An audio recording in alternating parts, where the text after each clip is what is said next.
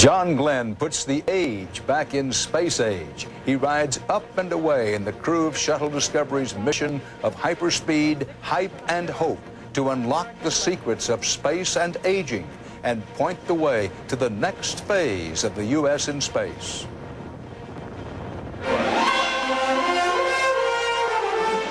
This is the CBS Evening News with Dan Rather reporting tonight from the Kennedy Space Center.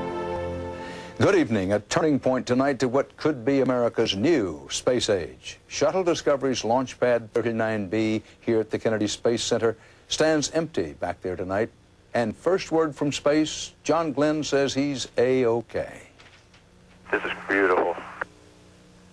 The best part is do a trite old statement, 0G, and I feel fine. 0G, Glenn said, and I feel fine. So Discovery's right stuff, high-tech new stuff, and heroic old stuff are now in orbit.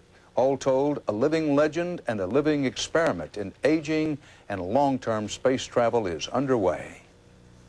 The view from space tonight may seem the same as it ever was, but what a difference 36 years makes. Space Shuttle Discovery, the crew, and 77-year-old John Glenn today pushed the edge of the envelope, broke the age, time, and sound barriers to orbit, and moved on to the next leap forward to a new space age, living in space, maybe even Mars someday. And it started today with some small steps by men and women. They didn't quite pick the tires, but Glenn and company checked out the mighty Shuttle Discovery before climbing up to sit on top of 500,000 gallons of supercooled fuel. There were rare views of Senator Grandfather John Glenn being helped on with his pressure suit, wearing glasses and a smile. And the view from inside, sitting in couches never meant for couch potatoes. As if any more proof was needed that this was no ordinary launch. There were VIPs galore. President Clinton was here to see it and to be seen. Then, after 20 minutes of hitches and glitches, Out range at this time, we have unidentified aircraft in the box. Even a small plane that strayed into the forbidden airspace here, they counted to 0. Go for engine start. And lighted the fire down below. 3, 2, 1. Booster ignition and liftoff.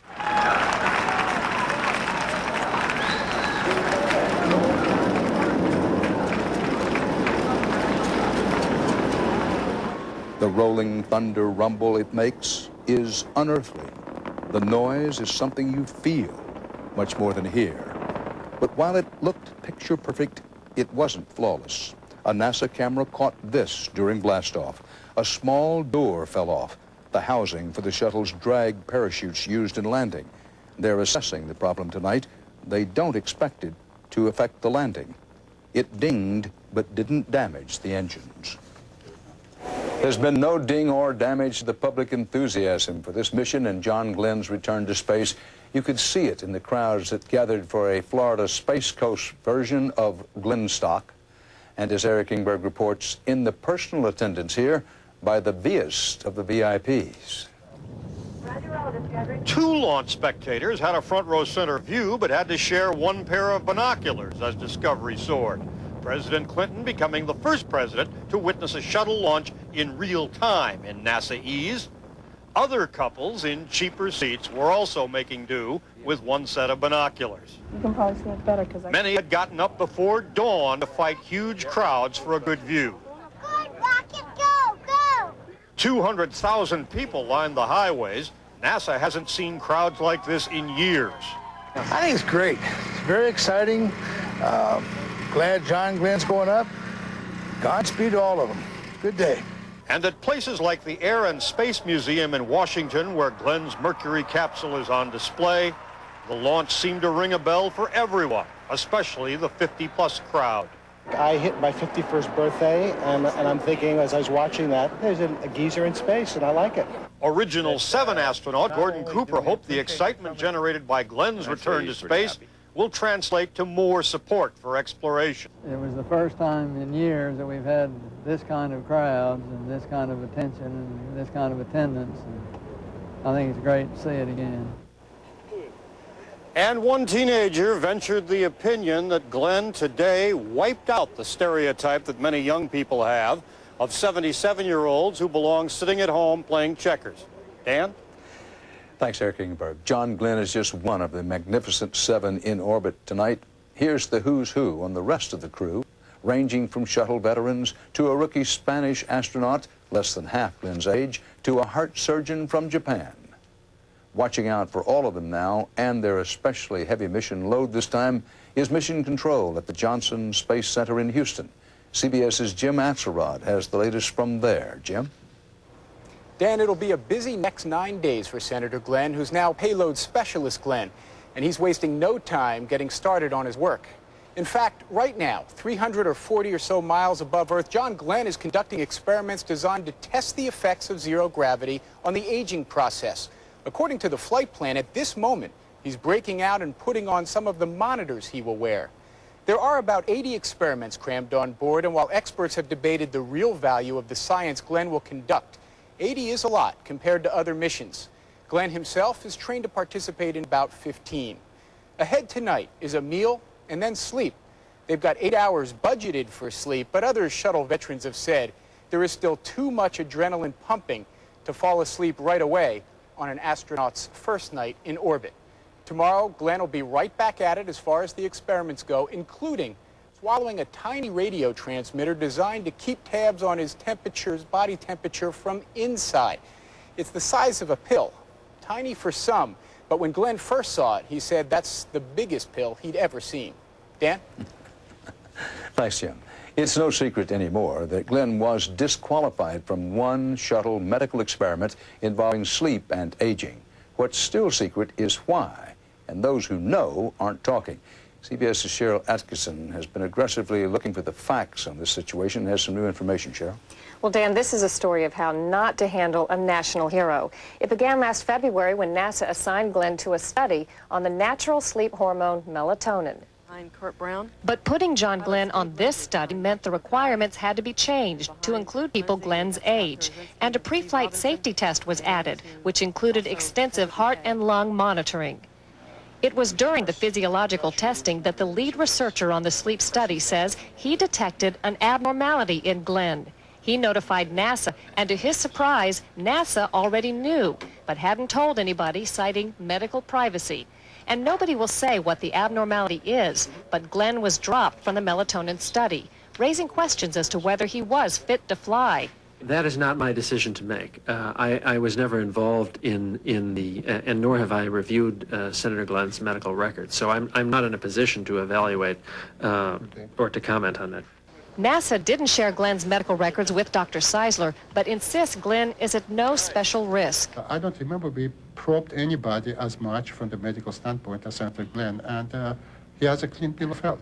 Still, the episode set off a 4-alarm public relations fire. Whether this means anything medically in the long term, I don't know, but it certainly is an embarrassment on a mission this high profile for one set of doctors to know there's something wrong and not to tell the other set who's considering him for an experiment.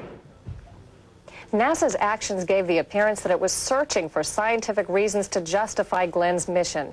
That may be, but in the end, the melatonin experiment was only about 3% of the research that Glenn was assigned to, so he'll still have plenty to keep him busy. Cheryl Atkinson, thanks. CBS will have more later on the shuttle mission, John Glenn's return to space, and the facts about the future.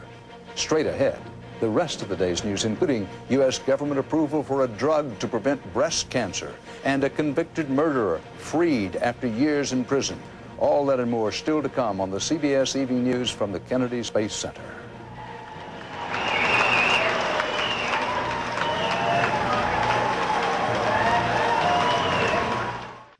Since John Glenn first orbited the Earth has orbited the Sun 36 times. And much on this planet has changed. 15 minutes to go before blast-off for John Glenn. In 1962, crowds gathered to watch live coverage of the Glenn launch on black and white television. Today, crowds gathered to watch the launch in color on the brand new high-definition television. Today, you can spread the news from just about anywhere. In 1962, this was the state-of-the-art in remote telephonics. Today, you can carry your favorite music wherever you go. In '62, this was about as compact as a disc got.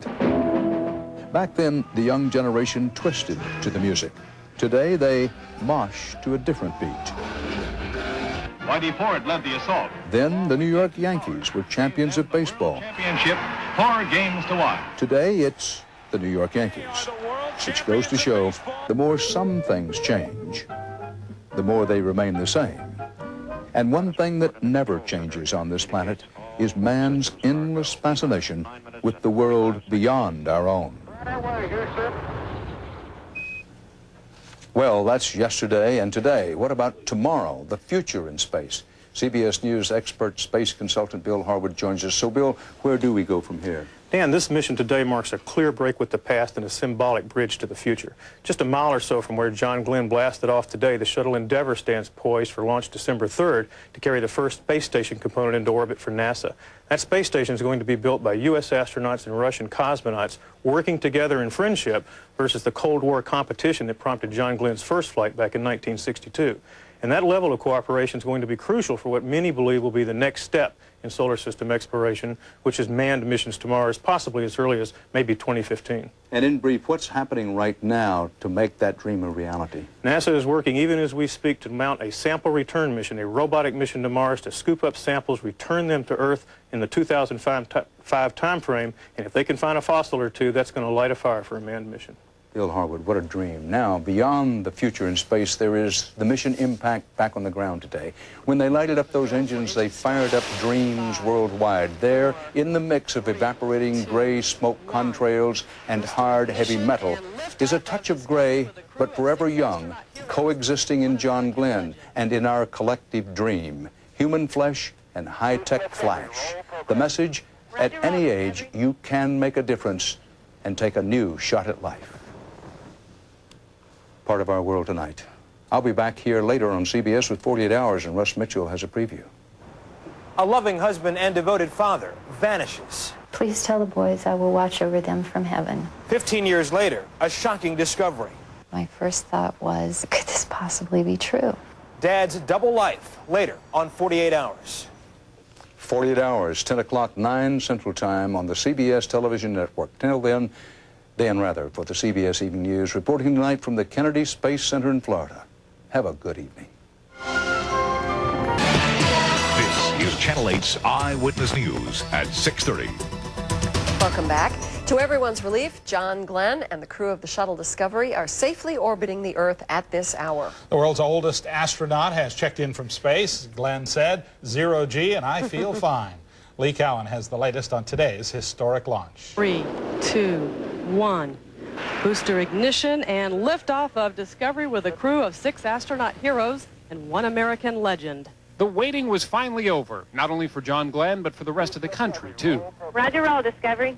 As Discovery rocketed into the heavens into a perfectly blue sky, the past met the present. The American who was first to orbit the Earth was now the oldest in space. And for those fleeting seconds before it all disappeared, it seemed time stood still, even narrated with voices from the past. Good luck. Have a safe flight. And to say once again, Godspeed, John Glenn. A perfect day, a near perfect launch. Tens of thousands lined almost every inch of nearby beaches and roads to catch a glimpse of history, the President and First Lady included. There was hardly a bad seat in the house. And I want to thank you today because you made all of us terribly proud. Although everything is going as planned, NASA officials did notice a small panel that appeared to fall off the shuttle shortly after liftoff. It poses no safety concerns, they say. Indeed, a small plane encroaching on the shuttle's airspace just before the launch seemed even more dangerous. Made us a little tense and made the rookie launch director sweat a little bit, but we got off successfully. For the crew, though, the work is just beginning. The orange flight suits will come off shortly after establishing orbit when the astronauts will roll up their sleeves and begin a battery of tests and experiments. 8 full days with a hero on board before returning to Earth with stories to tell.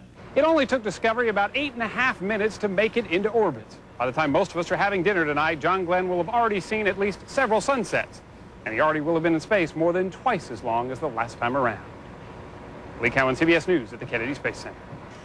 Gary showed you earlier how you can track John Glenn's mission in space on the internet, but you can also listen to Glenn and the crew talking directly to Mission Control. All you need is a scanner.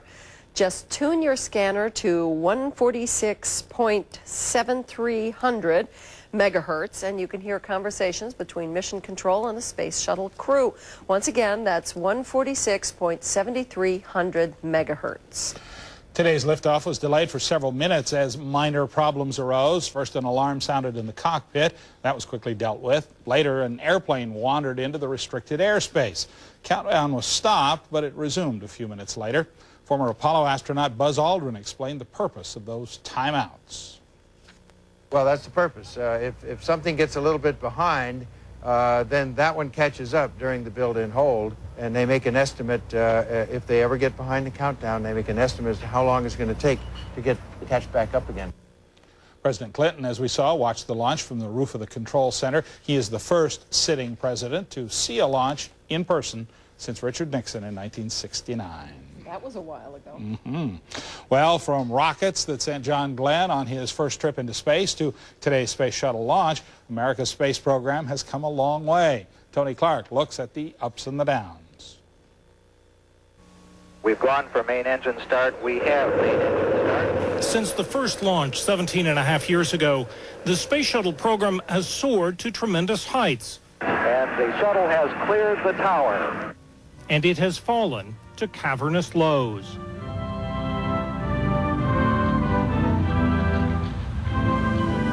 There have been 91 shuttle missions prior to Glenn's flight.